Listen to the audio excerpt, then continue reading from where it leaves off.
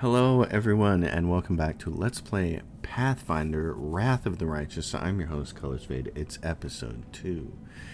And we have found Lan and Wendywog, and they want us to find a holy flaming sword. I found something. And there is loot over here. Edible moss. There's also a lore religion check that will fail because we don't have very good religion. Oh, statue of an unknown knight. The technique is crude, but the figure was clearly crafted with a genuine feeling. Judging by the style of armor, the knight is from the First Crusade. Oh, interesting. Got some loot here on the ground. It's just cheap copper rings. Sell that at a vendor and get some cash. What do we have over here? The room looks like an improvised museum, or perhaps some kind of temple.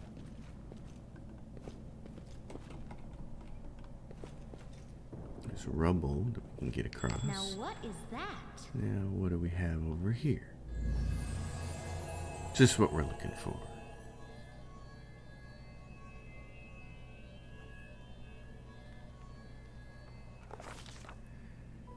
A strange flash pierces the gloom, and Lane feels drops of searing blood run down his chest. The wound healed by Terendelev reopens and weeps scarlet, but there is no pain or weakness. A hazy scene appears, a cave chamber. This one or another one entirely. Lane's heartbeat quickens, and the stream of thoughts suddenly burst into his mind, thoughts that clearly belong to another. Treachery. They betrayed me, trapped me, and stabbed me in the back. My trusted allies, my treasured friends, the people I swore to protect, the people for whom I descended from heaven and came to this turbulent mortal world. There they are, up ahead in the gloom of the cave. What are they waiting for? Are they afraid to draw any closer? Do they believe I am about to die from their traitorous blows? Next to me, a quiet moan. A girl with golden braid lies on the rocks, clutching her slashed side. She refused to join with the traitors and paid dearly for it. I could have tried to run, but I will not. Whilst I still have strength, I must. While recognizing the foreign origin of these thoughts, Lane intuits that he can control them somehow. Let's try to heal the wounded girl. A spark of healing magic illuminates the eerie, murky scene before Lane. The wounded girl opens her eyes and whispers, "Lariel, you said that everything was going to change soon. You said you and the other warriors of heaven would be leaving us on a grand mission to stop the demons forever. Is that true?" The frenzy of foreign thoughts come faster and faster, like a rushing river, and images flash by, one after another. A priestess in colorful robes observing the stars. A young female paladin praying, clutching her glowing sword. A majestic golden-winged angel gazing into the distance, his face covered by a helmet, but his voice ringing clear. "Only if you're willing, and only if you're ready. There is no going back." "Then don't waste your strength healing me," the girl whispers. "Your mission is more important. You take care. It is near." There in the vision, the darkness in the cave stirs into motion. Something massive appears from within its depths, a vague shadow, an outline, a nightmare come to life. A wave of odious chirping and rustling emanates from the shadow, the sound piercing like hot irons, lancing through flesh and bone. The traitors fall to their knees before the shadow in reverent ecstasy, and the wounded girl thrashes in her death throes. Knowledge, Arcana 10. But Lane knows how to resist malign influence such as this, no matter its origin. Succeeded in our knowledge check. Nice. The force of the attack, though originating in a vision, is terrifying. But Lane is stronger, shakes off the pain and torpor. But alas, the one who sent the vision cannot claim the same. He is broken and exhausted. A monstrous shadow emerges from the murk of the cave. It is not real. It exists only in this strange vision or memory. But the thrill of fear it provokes is more than real. The shadow's features starkly resemble those of Discari, the terrifying demon lord. In a movement as swift as thought itself, the monster's hand is wrapped around the throat of the one they call Lariel. The foolish angel struggling on the rocks, like a fly with its wings torn off, intones the shadow. Its voice changes as it moves, shifting from a quiet whispering to a sonorous shout, becoming young, then old and quavering. Where is your goddess, angel? Where is her self-assured herald? How is it that you are dying here alone, so far from the light of your heaven? A strange calm envelopes the thoughts of the one called Lariel. He recognizes who stands before him, and he knows he will never bow down before this enemy. The flaming sword flares to life in his hand, bright, pure, flickering with multicolored sparks like a sunbeam through stained glass. Slash! The blade slices through the demonic creature's flesh, and the monster recoils with a howl, releasing his grip on Lariel's throat. The angel falls back heavily on the rocks. His vitality is ebbing, but his pride remains undiminished. He grips the sword, and with his last burst of strength, plunges it into the rock.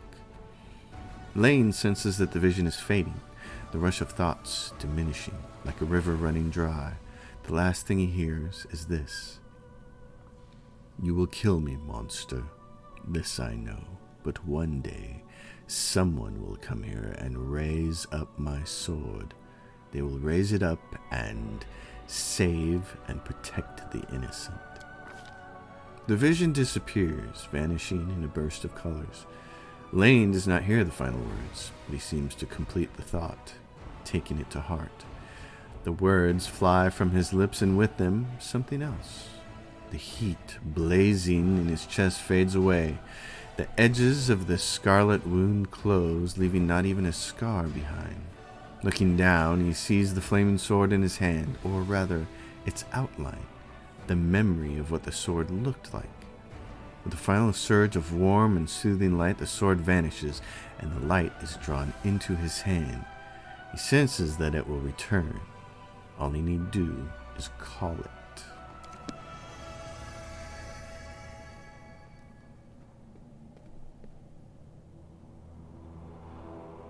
Hey, are you all right?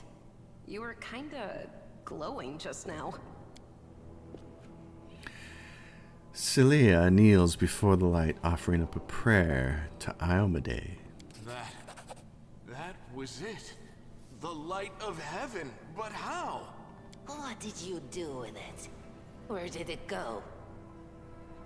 I think I saw the memories of Lariel, the angel who died here. Lariel? That really was Lariel? The angel from the legends. The ancestors even got his name right on the gravestone. The chief will be thrilled. You. Thousands of gongs and no one's been able to touch it, and now you, an ordinary creature of flesh and blood no different to us, get the sword and start talking about visions. Now, Wendywog, don't be a sore loser. He is clearly different from us. The sword appeared before him, along with the angel's name and all that other stuff, because he doesn't carry our mongrel taint.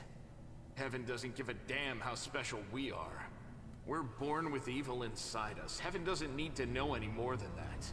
I know you're willing to tear anyone apart to uphold our people's honor, but you and Sol, you just refuse to face the truth. We are the way we are because our ancestors' bodies were corrupted by the Abyss. It does the same thing to plants and animals. There's nothing heroic or special about it. It doesn't make us better, and it doesn't make us worthier. There's your expositional dialogue. Info dump. Alright, requires Angel Mythic Path, reveal the light of heaven. It seems like it's interesting that it says requires Angel Mythic Path. Do I have that already? What is that? Seems I can control it. Oh, well, there it is. That is just... wow, I mean, that's amazing. Heaven has truly blessed you. This power is the most majestic thing I've ever seen in all my life. Is this what the sun is like, Lan? Yes, it's similar. But this light is more... golden? Chief Sol needs to see this. Now that we have the power of angels on our side, he can't say no. He'll have to assemble a troop to storm the maze. You Uplanders care about your kids, right? Help us save ours. Without them, we won't survive. And then, the perils of the maze won't be so bad if we go together. We'll make our way through it and find the way to Canabras. Lead us to your chief, and I'll decide if I'm going to help you or not. Let's go. We'll take the short route. Well, the only route, really. Leap over this. What do we have here? Yeah, mobility, 14 DC. But we got some stuff we can grab here first. There's some lootage. These are all just junk that you take and sell. Okay, and if playing Pathfinder Kingmaker taught me anything, it's that you should always save before making one of these skills checks, because you can fail and then bad things happen. It is finished. Rolling dice. Most of the game's mechanics are based on the rules of the tabletop RPG Pathfinder, which uses dice for determining the outcomes of various actions. Yes. So there we are. We rolled and we jumped over. Oops, and now there's a big, huge freaking spider. Okay, don't get hit by this thing. Oh, and there's 2 spiders. Oh. That's... So now I have more people on my team. Let's see what she is. Wendywog is what? She's a fighter. She's just a straight up fighter. Okay. I like that. What's she using for? She's got a bow and arrow right now. She doesn't have anything else. Okay. Well, and what's the rest of her stuff here? Strength 16, Dex 20. Nice. Calm. Okay, she doesn't have any clothes either. Ooh. Oof. I should have made sure that I took care of that. And what's he doing? This character. What is he?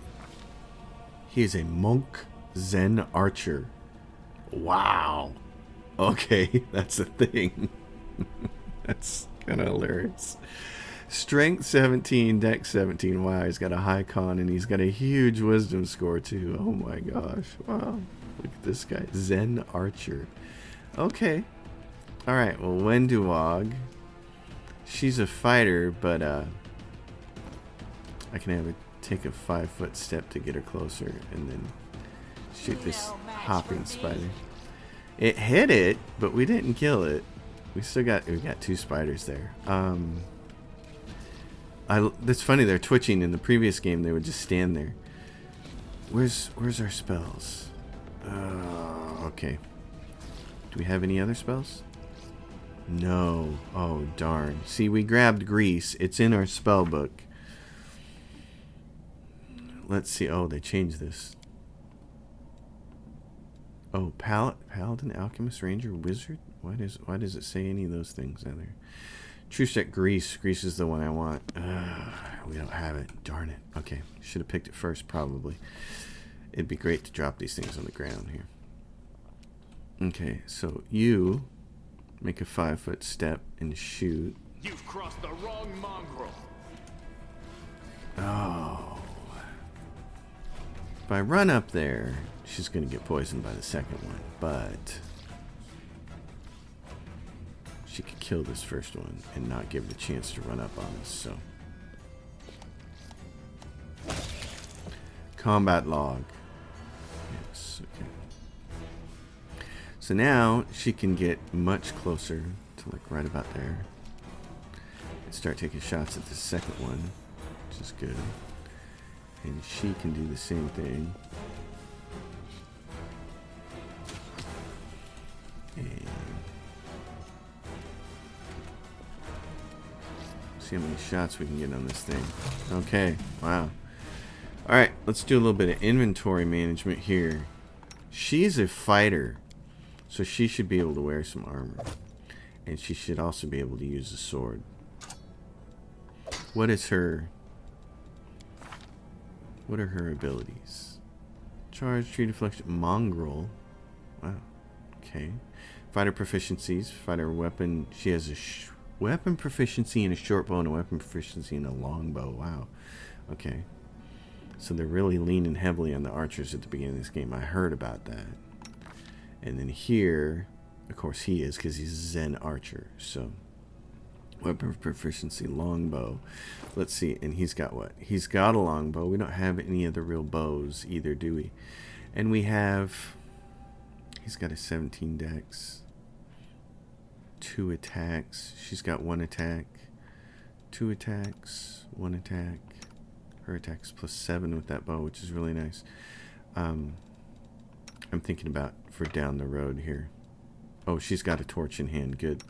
You're going to want torches, probably, because like Pathfinder Kingmaker, I heard that there are critters in here that are going to do their very best to...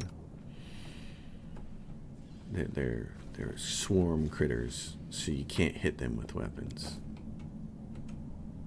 which really stinks.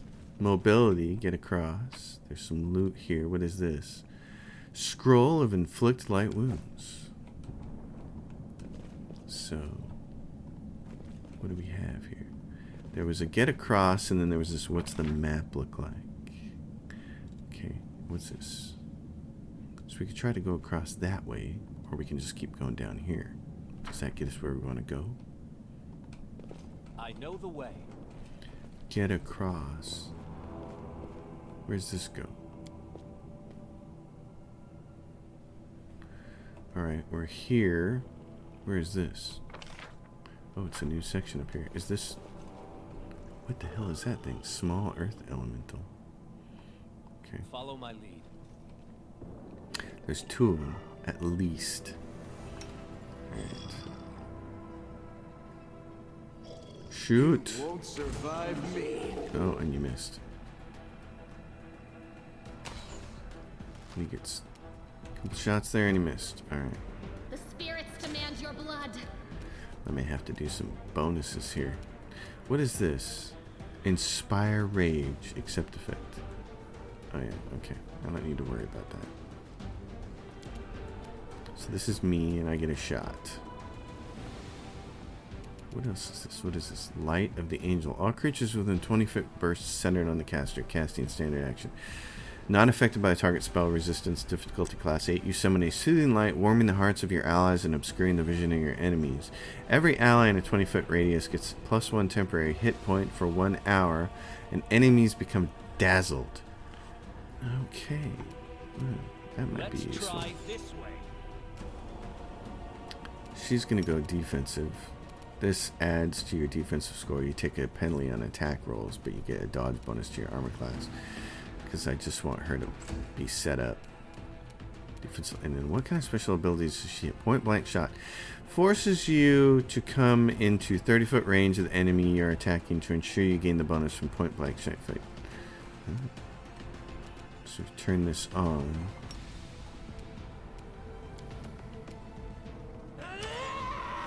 Everybody's missing. We're just really stinking at this right now.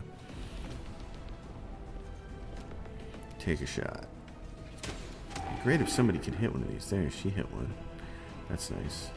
Okay, she's done. I could add swift action, grant a +1 bonus for 1 minute to any weapon she is holding. So I can give her +1 next turn if I need to. I don't really have any cool skills or abilities. All these resistances you get from specializing in abjuration. This will hurt. But I don't think they're going to be a lot of use right here. So what should she do? Let's turn this off and go attack. Oh, she got him. Nice. Okay. Her little Spider-Man legs there are pretty cool. Turn this down.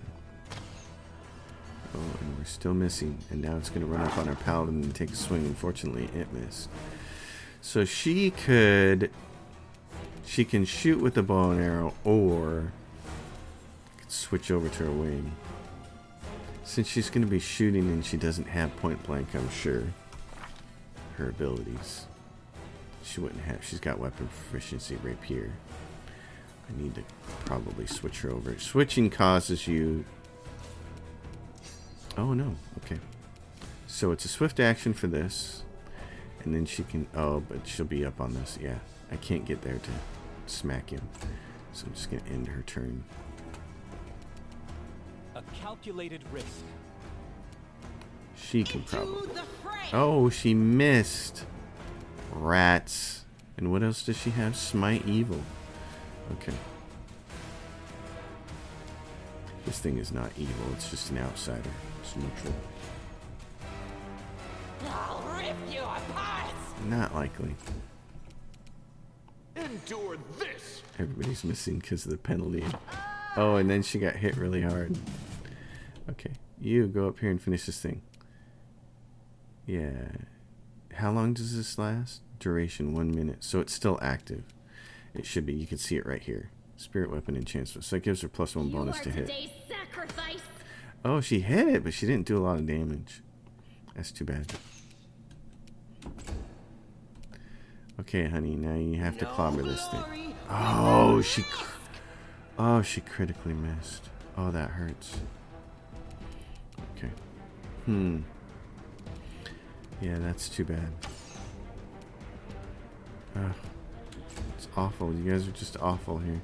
What is this? Perfect strike. Free action. You must declare that you're using this feat before you make your attack roll. You can then roll your attack roll twice and take the higher result. You may attempt a perfect attack once per day for every 4 levels you have attained. But see special. The Zen Archer Monk receives Perfect Strike as a bonus feat at first level. Point blank shot. The ability forces you to come into 30 feet range of the enemy you're attacking to ensure you gain the bonuses from the point blank shot feat. Which is what? Does this work differently than I used to think it does? I don't even see it on here. So does that mean he doesn't have it? Probably not. Okay. I like this though. Let's try this. Swift action, take higher of 2 rolls. Strike count.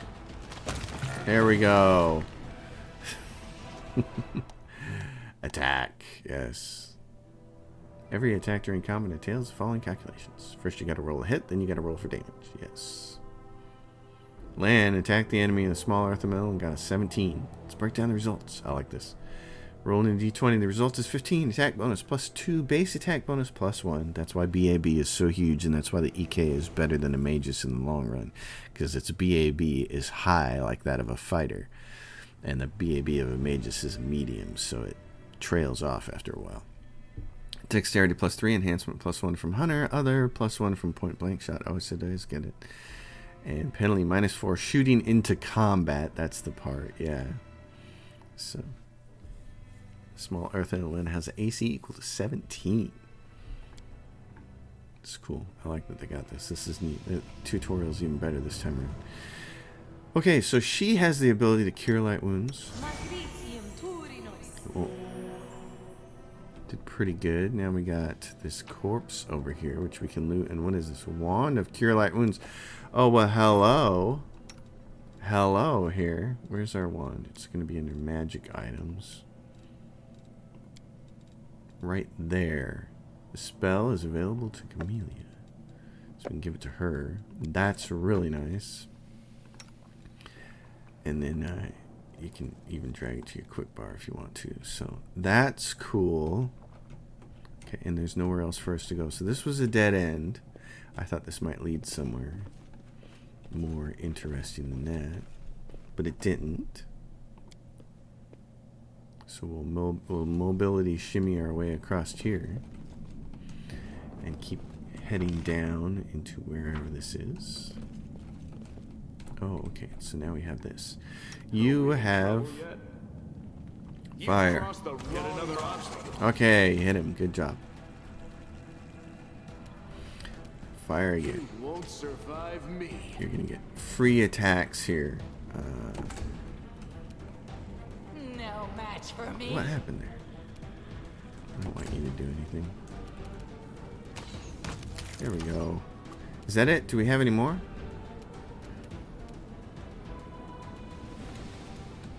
Do we have another one coming? I don't see it yet. Where is it?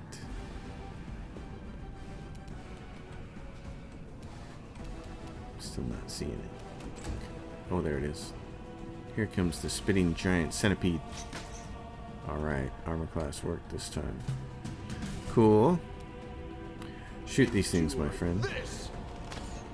He's got 2 attacks, which is really nice. I'm gonna have her run up here and stab things. Stabby, stabby. Alright, we got that one down. Cool. So our archers early. So this will lead me into a long conversation about Dungeons and Dragons games. You could see what they're doing here with the construct of the party in the early part of the game. They're giving everybody access to long-range weapons. And the reason you have to do this is because in Dungeons and Dragons games at level 1, nobody has any hit points. So it's very easy to very quickly die. I have thought for years that the smartest way to make a Dungeons and Dragons campaign, especially on the computer, if you're going to make a Baldur's Gate or a Pillars of Eternity or a Pathfinder, the absolute smartest way to do it is to not start the game at level 1. Instead, start the game at level 4. At least level 4. Let your characters have some hit points and some abilities under their belt before you even begin the adventure. And then you don't have to do this funny stuff where, like, at the beginning of Neverwinter Nights 2, when you start that game, the prologue, all of those enemies are designed in such a way that they basically can't hit you. And they have almost no hit points so that you can one-shot kill them. They're special enemies. You can look in the toolkit and see what they're set up like. And it's the same way in Baldur's Gate, the very first Baldur's Gate game. When you leave Candlekeep, you just want to get a whole bunch of people with bows and arrows and shoot kobolds, because otherwise you run the risk of dying. And so it's always made more sense to me that if they're not going to adjust the rule set so that characters start with like 20 hit points, then just start everybody at level 4. Let them go through level up 3 or 4 times during character creation process before you even start the game. I think that's what, if I was building a game, that's what I would do. That way the beginning doesn't have to be so rough. You know, there's just really no reason to do this. But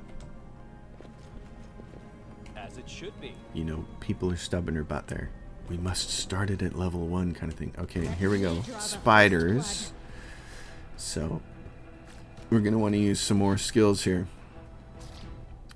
So this is where I'm probably going to want to use color spray if I can get into it. Acid Splash can get this character at close range.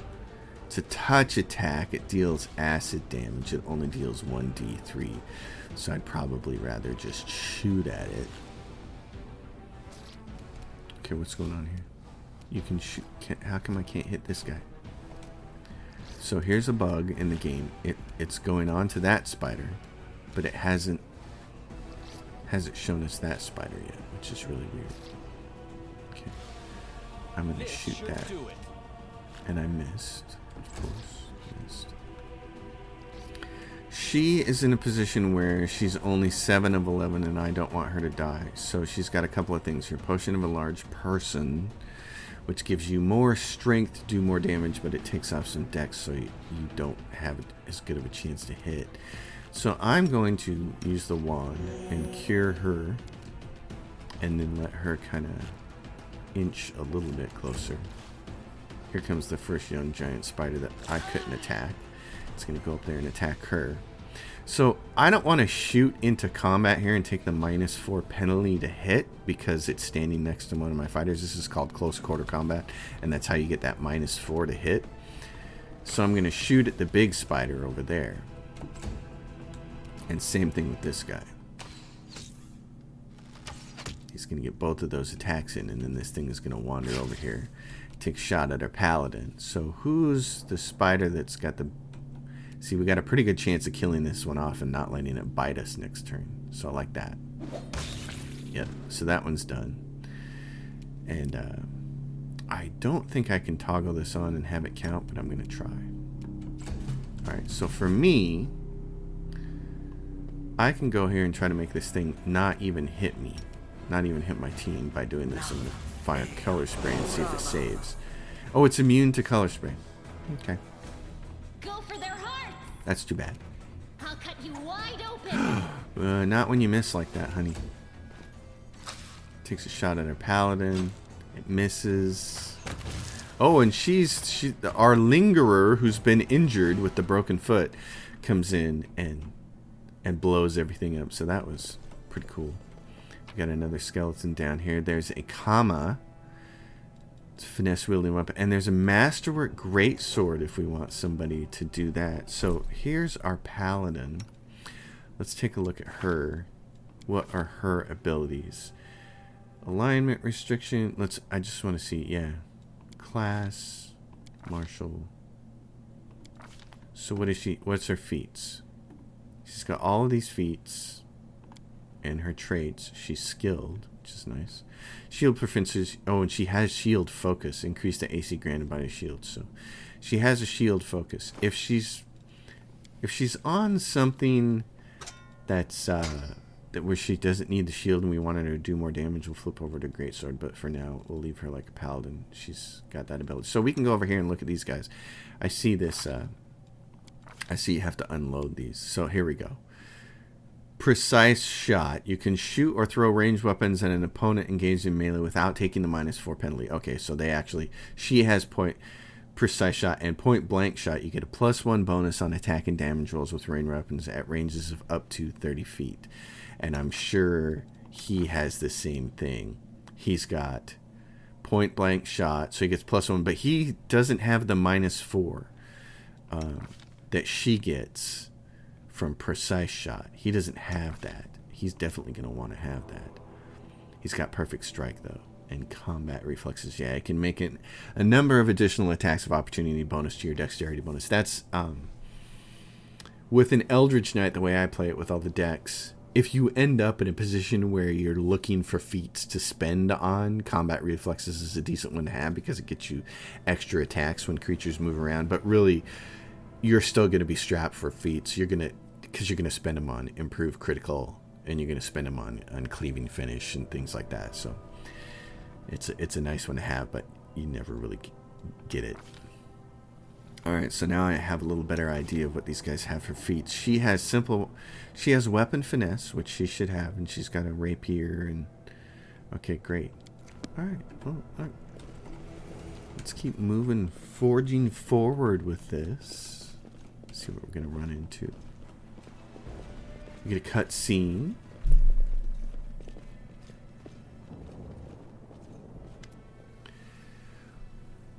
Wendywog glances at Lan, who is fixing his slipped bowstring, and quickly walks over to you.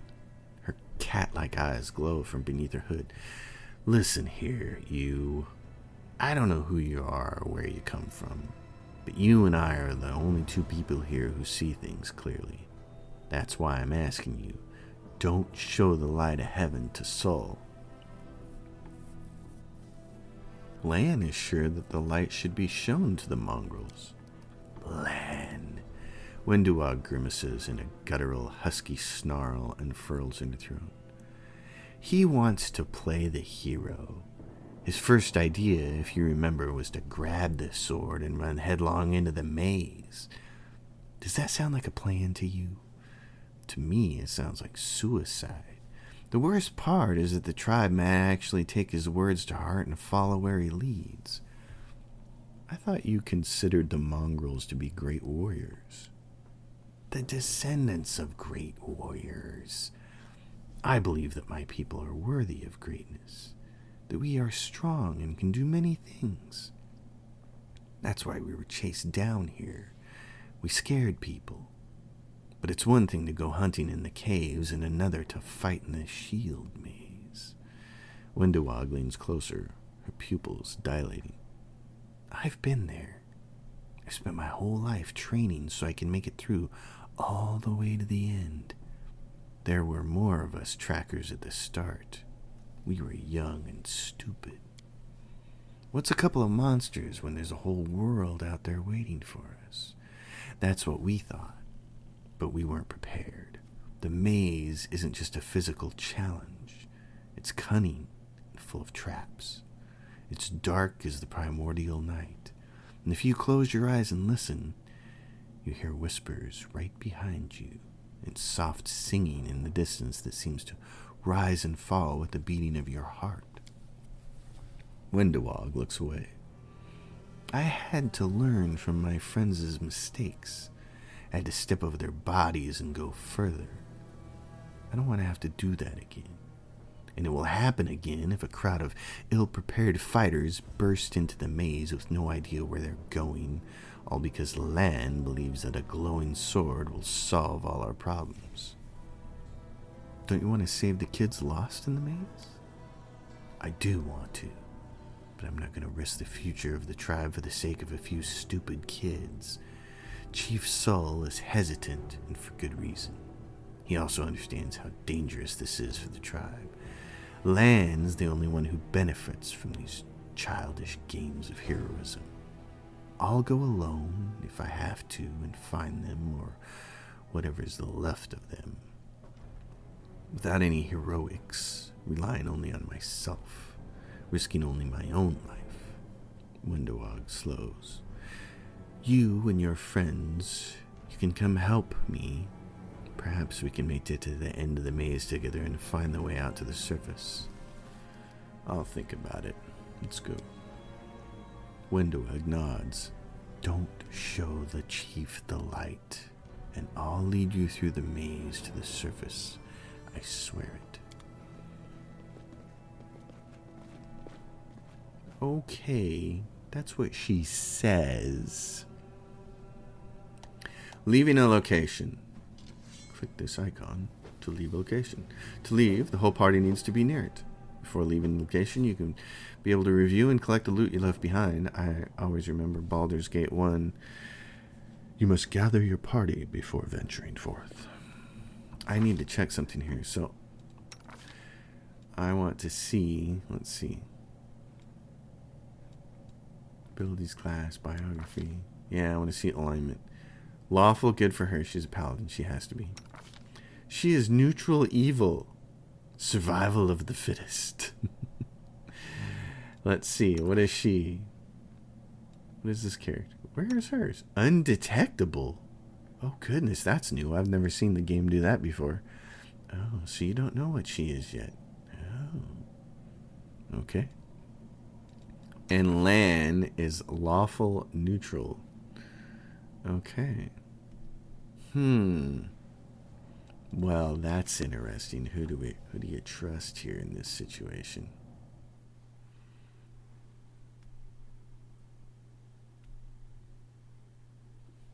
An enemy in a helpless position is one coup de grace away from death. Yes, that's something that we need to make sure we make use of. All right. Well, let's see where we're going here.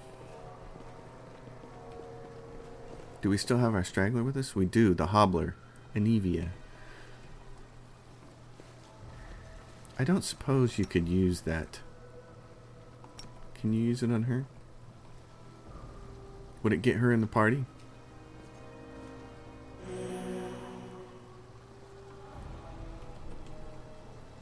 I guess not. Okay. It was a thought. I kind of want her in the party. So there's mongrels here. Mongrel. Alright. That is not far. Mongrel. Look at this. This guy's got horns. He's got antlers. So what are we going to do here? Well, let's see. Your first impression of the mongrel village is of a squalid dump with the odors to match. Unblinking, glowing eyes watch you from the gloom, and deformed shadows slope between the huts. You see some mongrels gutting white eyeless fish while others are repairing fishing nets. All the signs of normal village life, but tense expectation hangs in the air. Chief Sol, a heavy-set, aged mongrel, slowly shuffles his way toward you. The hair on his head grows in limp, wispy strands, and his face has a distinctly rat-like appearance with pronounced teeth, and you hear a rattling sound in his chest with every breath he takes. One of his eyes is white, fully scarred by cataracts, while the other gleams with moisture. Uplanderish, end-timish are punish, indeed.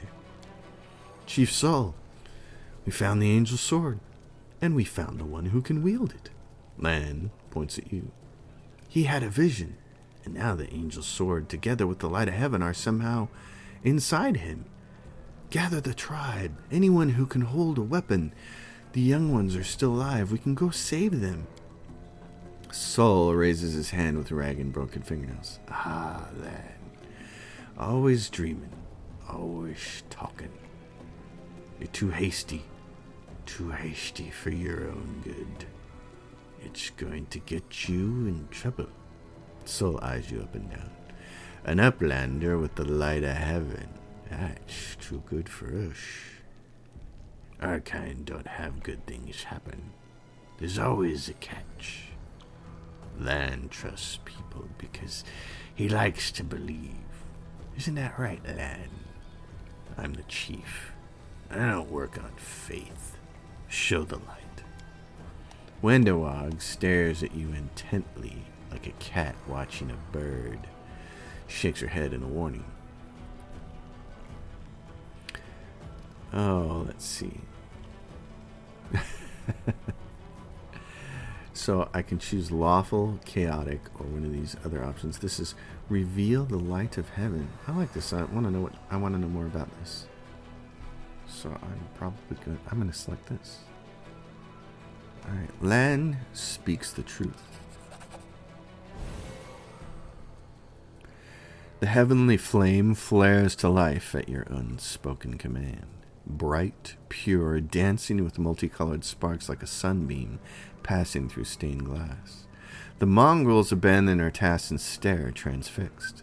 The light is bright, but not blinding. It is warm, but its warmth is soul deep. Sol is silent for a while. Tears are streaming down his wide, pale face, but the old man doesn't even care to wipe them away. So it's true. The angel did not forsake us. No, he came. Back from the dead, he came to save our children. Lan gives you a nod of thanks. The scaled half of his face is indifferent, but the human half is visibly relieved, as if he wasn't sure all this time that you would support him. Wendywog hisses at you like an angry cat. See these fishermen and these hunters, these husks of men and women? Their blood will be on your hands. Say nothing. You don't even know what to say to that, do you? You're a coward, and now the murderer of innocence. Lan says, you always think the worst, Wendu. We're not on our own in this anymore. We got allies. Well, a couple at least. But one good fighter's worth 10 bad ones. Chief Sol says, you have the right of it, Lan. But we're nethers. We're not gonna wait. I sent a messenger to the Shaman all the tribes. It will take time, but they will all come. They will all come for the light. Wait, Lan. Wait, uplanders. Rest a while in one of our huts. Our home is your home. Lan sighs. All right, Chief. Understood. Let's hope that a few hours isn't the difference between life and death for those kids. If they ask me what took us so long, I'll tell them it was your decision. Wendywog only grits her teeth in silence. Level advancement. Oh, everybody levels up. How wonderful. Combat victory. Yay. Yeah. Oh, cool. Cool. So everybody leveled up. This is neat. All right. That's a quick level. Gain experience. So this is the... We'll start with my character and then we'll work our way down. Level up is always fun in these games. So let's go. Alright, so Wizard, Thessalonian Specialist. Remember, we have to take 5 Wizard levels before we can get into the EK. So we go with Wizard to Thessalonian Specialist. Allocate our skill points. So we'll just keep picking the same 5. We want to get some points and use Magic Device so we can use things like Wands of Grease and stuff like that reliably. It's really nice to have that. And then we get a couple more extra spells of level 1, which is nice. Corrosive Touch, like I said, we're going to grab because in the event that we have to deal with trolls of some kind. Hurricane Bow, this is interesting. Significantly increases the weight and density of the arrows. What it does is, at the bottom there, you can see it says, for instance, an arrow fired from a medium longbow normally deals 1d8 damage, but it would instead deal 2d6. It just lets you do more damage, which is nice. And considering we're going to spend the first 5 levels of our life shooting a bow and arrow, it's not a bad thing to have. Hypnotism is nice. It's all enemies within a 30-foot burst, centered on the target point within close range. The will, that like all spells, we'll talk about this. Your gestures and joining in condition fascinate nearby living creatures, causing them to stop and stare blankly at you in a dazed condition. Roll 2d4 to see how many total hit dice of creatures you affect. As always, with so many, all spells in Dungeons and Dragons and Pathfinder, saving throws can negate things, and they do. Often. The system seems to have been changed from back in the days when it was like the 2.5 rules, when you could do things to lower your enemy's resistance and then cast spells on them. In fact, that's one of the things that I love about Pillars of Eternity as playing a Cypher, which is basically their version of a fighter mage. A lot of your spells can be negated by high willpower, but you have abilities to lower the willpower of your enemies before casting spells. So it's always good to spend the first turn lowering their resistances and then start hitting them with spells. It doesn't really work that way in the newer versions of Dungeons and Dragons and Pathfinder. So having a spell like Hypnotism in a lot of cases is really a wasted turn. Stunning Barrier is decent. You are closely surrounded by a barrier, a barely visible magic field. The field provides a +1 deflection bonus to AC and a +1 resistance bonus on saves. Any creature that strikes you with a melee attack is stunned for 1 round. But again, their will negates this attack. Once the field has stunned an opponent, the spell is discharged. It's a decent spell. I don't really use it. So Expeditious Retreat is actually kind of more useful for later on in the game when you become a true Eldritch Knight, because it will give you much more, you can cover much more ground, so it makes a really nice buff to have. And so does Reduced Person, because it's going to give you better to hit, because the target gains a +2 size bonus to dexterity while taking a -2 size penalty to strength. Remember, later on we're going to take Slashing Grace, so our dexterity bonus is going to be used to cause damage instead of strength. So this becomes a really nice spell to have. Alright, so we're done. We get nothing else except a couple of spells this turn. Our Paladin, she's a Paladin. She's nice. Alright, so what's she put points in? She has put points into mobility, and she's still at -6 because of her armor and heavy shield, so that's like not a good thing anyway. Knowledge World is great, and she's got high persuasion, which is great, and I would, for role-playing purposes, I'd kind of like to give her Lore Religion, so I'm going to do that. She's got an 18 strength, which is nice, and then she's not Paladins are hard to do. They have to have a little bit of wisdom for their spells. They have to have a high charisma. They have to have a high strength so they can hit stuff, which leaves them short on constitution, which is where you would really like to put these points so that she'd have more hit points. She's got lay on hands, which is nice. That's good stuff.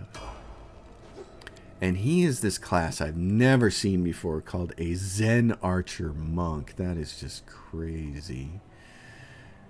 Pretty cool. What are his allocate spell points for? Athletics and mobility, which is good because then he can be the person who can jump across chasms. I like that for him. And he's got a high perception, so that's okay. I don't have anybody with trickery. That's going to be... We're going to need somebody to do that. So he gets a bonus feat. Precise shot, which makes it so he doesn't have to take the -4 penalty on his attack roll when shooting into an opponent engaged in melee. Absolutely. We need that. He needs that. -4 is huge. So we're going to grab that. The way of the bow, longbow or short bow. So what does this do? Oh, at 2nd level, a Zen Archer gains a weapon focus as a bonus feat with one type of bow, and at 6th level, he gains weapon specialization. That's nice. So we'll go longbows.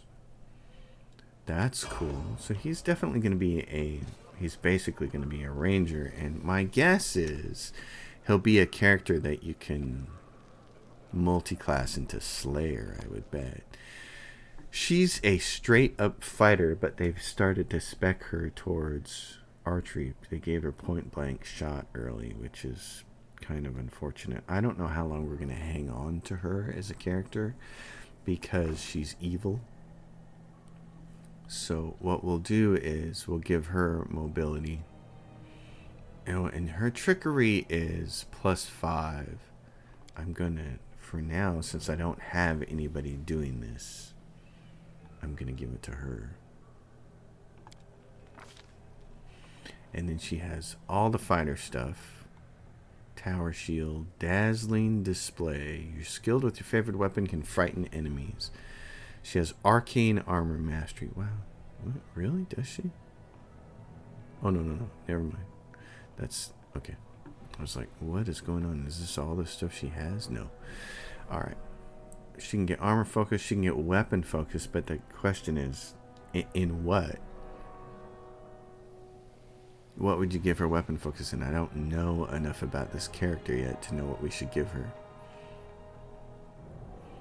So, hold on. I'm going to go look at her one more time. Let's do this other character because I have a clearer picture of what she's doing. She's a Shaman spirit hunter, and she's a... Oh my gosh, this character, spirit hunter, this is cracking me up.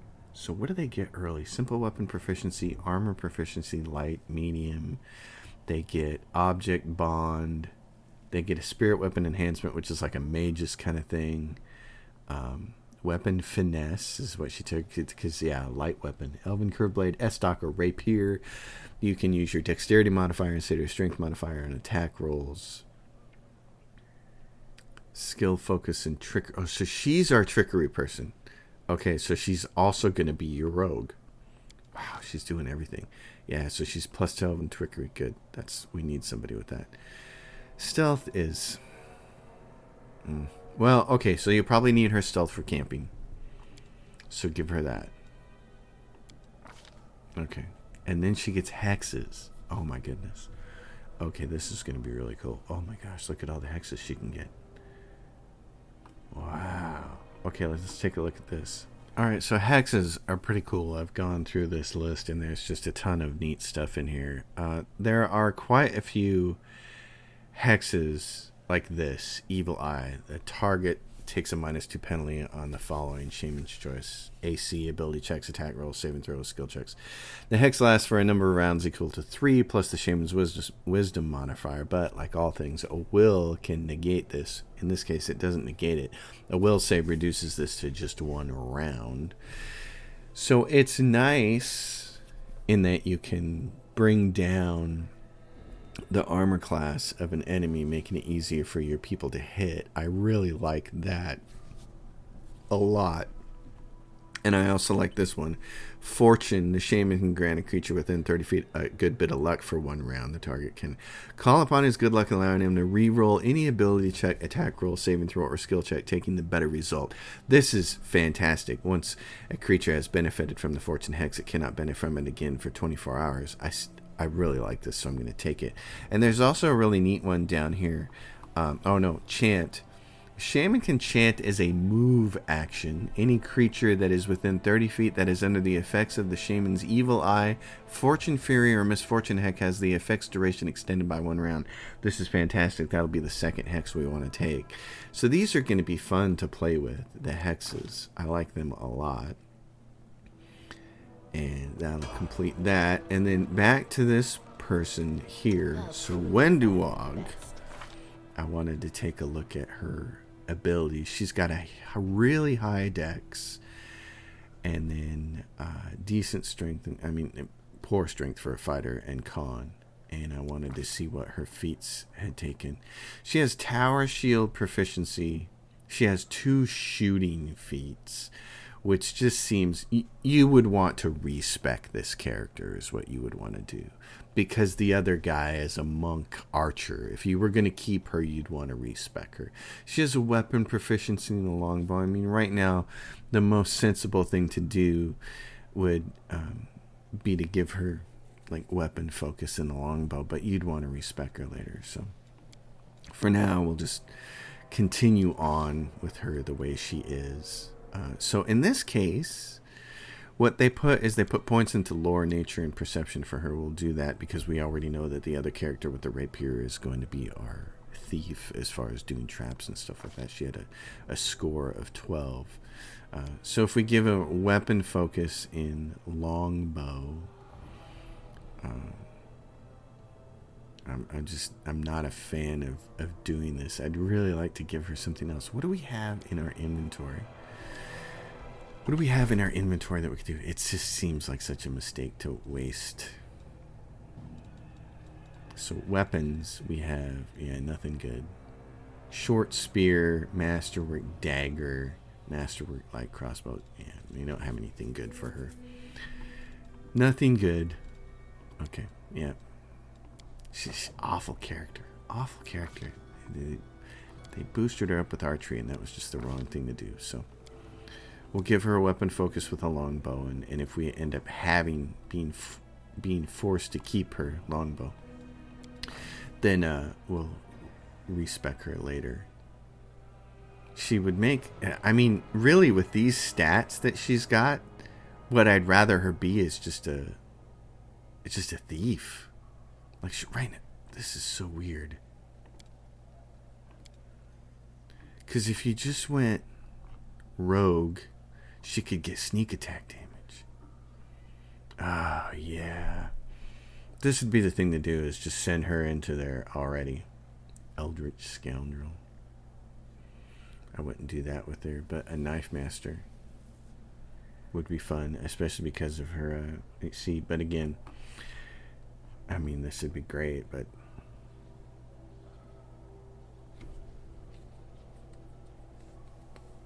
Underground Chemist. What an interesting name. Jeez. Okay. A thug. Yeah. We will re-roll her later. That's what you'll do. Re-roll her later. I'd probably make her a thief. I think that would be the best thing for her.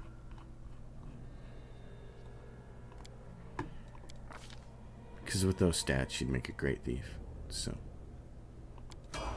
alright. It's the whole group. So we can rest here, but before we even do that, we'd want to take a look at our spells. Because what I'd want is, you definitely got to have this. You got to have a grease.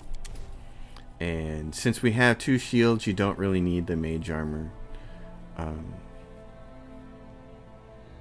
I'd almost want 2 greases. Because it's hugely beneficial. And then with this person, the Cure Light Wounds. And since she's not a cleric and she can't just spontaneously change whatever spells she has into healing spells, it would probably be best to have 3 Cure Light Wounds, but we'll grab a Bless. His Spirit Magic slot, she has Enlarge Person, Transmutation. So, this is the only spell we can take, it says. Okay, so she's got Enlarge Person. She can't take anything else in that spot. It's just kind of like a Specialist Wizard. Okay, so can we help where I can. Can we rest here then? Let's find out. Oh, did they move it? Camp. Press R to rest. You cannot rest here. Oh, I thought he said we could rest here. We got some loot. Okay. So now what do we have to do? Rest in the hut. Okay. So, more loot. So how would we rest in the hut? In what hut? This is when Pathfinder does this stuff to me, and it's like, okay. Rest in which hut?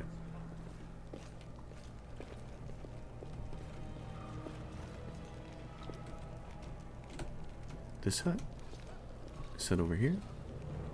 I would expect there to be an icon of some kind. What do we have here? What is this? Hut for resting. It's over here. Okay. Oh, who is this? Horgus Worm. Ah! A human face. At last. And there I thought I'd be gazing upon the twisted visages of these troglodytes for the rest of my life. An elderly man in expensive but not ostentatious clothes approaches you. His face is peppered with several healed cuts and bruises and twisted in an expression of extreme discontent. Allow me to introduce myself. My name is Horgus Gwyrm. Yes, that Gwyrm. You no doubt have heard of me if you spent any time at all in the city. I have a business proposition for you. Okay, what kind? I don't know what is happening on the surface right now, but I am determined to find out. You have no intention of seeing out the rest of your days in this village, I suspect. We must find a route back to the surface, to the city, if there's anything left of it. You are a spellcaster, I presume. A sorcerer, a wizard, I can't tell which exactly, but it doesn't matter. Spells are always useful, especially in a situation like this. You are strong. It will be no trouble to you. But I, alas, am not as fit as I once was. I can't go crawling about through caves, playing at scouts. My proposition is simple. Lead me back to the city, and I shall pay you 1,000 gold coins. I suggest we help this man. It's good to have friends among the carnivorous elite. 2,000 gold. I don't have diplomacy that can get that. I'm going to try it anyway. Why not 10,000? Or 100? No, let's not be miserly. Let's say 1,000,000. My initial offer was a king's ransom. You've likely never seen so much gold in all your life. It's non-negotiable. I said 1,000. That's my final offer. Fine. Money first. I would gladly pay in advance, but all my wealth is up on the surface. Fear not. The word of a Gwyrm is worth more than platinum. Ask anyone. Horgus Gwyrm has never reneged on a deal. Fine deal. Splendid. In the meantime, I shall sit here in the village. How did you end up here? For a moment, Horgus's eyes focus on Camellia before his gaze returns to you. Like everyone else, down I went when that accursed beetle cleaved the ground in twain beneath our feet. I'm lucky I didn't break my neck in the fall, and I'm doubly lucky that I didn't encounter any subterranean cockroaches on my blind wanderings, and instead came across hunters from this settlement. Although I must say that when I first glimpsed their physiognomies, my life flashed before my very eyes. But they turned out to be decent chaps. Frightening to look at, but able to keep a bargain. We have to go. Go on. Don't forget our agreement. When you find a way out, be sure to tell me. Well, okay. Horgus Goon. Our tent is over here somewhere, I think. Yes. And there's what? Horgus Gwern, Anivia. Hold on, they said a vendor. This way. There's a vendor? Dyra, I assume? Rest. As time passes, your characters become tired and less effective. And less effectively? No, I think you meant effective. You can see this by the fatigue and exhaustion conditions icons on the portrait. This is why they need regular rest. That's what this little blue icon is. Fatigued, and the bad thing is you take a -2 penalty to strength and dexterity, which is bad. So, Dyra. You there. Tall woman with a face deformed by an enormous swelling smile broadly. By an enormous swelling smiles broadly at you. Commas are good, folks. Showing off her double row of small, sharp teeth. You, from the surface. You must be tough to make it all the way here. Never thought I'd see the day. Call me Dyra. Let's trade. Why are you so eager to trade with me? Because all the people here are no better than animals now. Dyra yells with surprising anger before being overcome with coughing. Wiping her mouth, she continues. Our forefathers lived in this city, like you. Our people love to reminisce about armies, knights, crusades, but I couldn't care less about that. Savages with clubs can fight a war. Only civilized folk can buy and sell. They've all forgotten what trading is. They've forgotten the value of gold. They bought our hides for plant roots and go on about the feats of the Crusaders. Who cares about them? I don't need help remembering. I have coins and I have things to sell. Now let's trade like proper city folk. Okay? Oh, you have all kinds of good stuff here. Well, let's see what we can get rid of. We have, yeah, I got a crossbow. Masterwork light crossbow. Is that better than the one I have? Masterwork dagger. I'm going to get rid of this comma. Nobody's going to be using that. And a short spear and this flail. For four gold, that was, yeah. What else does she have? Anything really interesting? Scroll of Blur. Ooh, I'd like to have that. How much money do I have? 106? Ooh. Oh, she's got a Scroll of Sleep. I'm going to grab the Scroll of Sleep because we don't have that. The Scroll of Sleep. What else does she have? A bunch of stuff. Nothing. Purifying solution. This magic substance is necessary to clean and safely consume any food in the corrupted wastelands of the world. Ooh.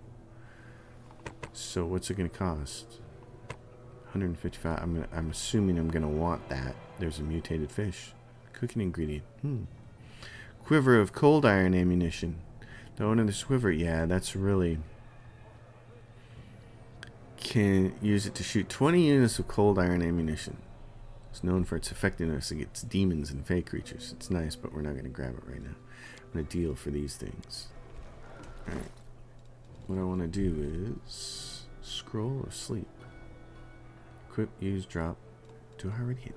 Did I grab sleep already, like a dummy? I did, so I don't need it. Okay. Well, what about... Anivia? Can you come with me yet? This tragedy may not have happened if you'd spent less time surveilling honest citizens and more time tracking the real spies and demon worshippers. Anivia says, brilliant idea. How come I didn't think of it? Now, if only the cultists would tell us they were cultists. Then we wouldn't have to waste time investigating honest citizens who decide to go all cloak and dagger right under our noses.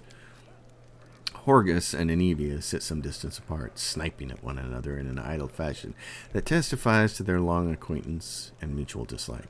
When they notice you, they quickly false out. Anivia has the leg. The girl scrunches up her nose. Well, it hasn't fallen off yet, so that's good. They bandaged me up all nice and smearing some stinky stuff on the wound, so it looks like I'm going to live. They said wait a day and I'll be right as rain, so I'm waiting. Okay. Go on then, and don't dilly-dally. Yes, yes, yes. Alright, well, we're gonna go rest in this hut then. Oh, and there's more loot over here.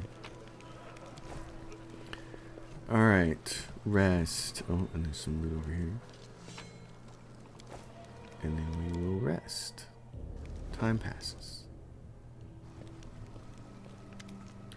The messenger returned, Lan says. The tribes are gathering at the entrance to the maze, and our people are already gone there. I warned Anivia and that old guy who won't even acknowledge me. Take your time, there's no rush. The most important people always show up late. Lan looks around. Everything's going to plan, but one thing's bothering me. Wendywog's gone. What do you think happened to her? Lan shakes his head. I don't know. She was always stubborn. Maybe she decided she could do it all on her own. I hope she comes back. We'll struggle without her, and she'll struggle without us, no matter how hard she tried to deny it. All the tribes? So a whole army is marching on the maze, then? By mongrel standards, yes.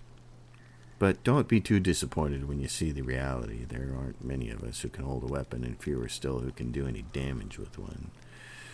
What about Anivia and Horgus? Are we just going to leave them here?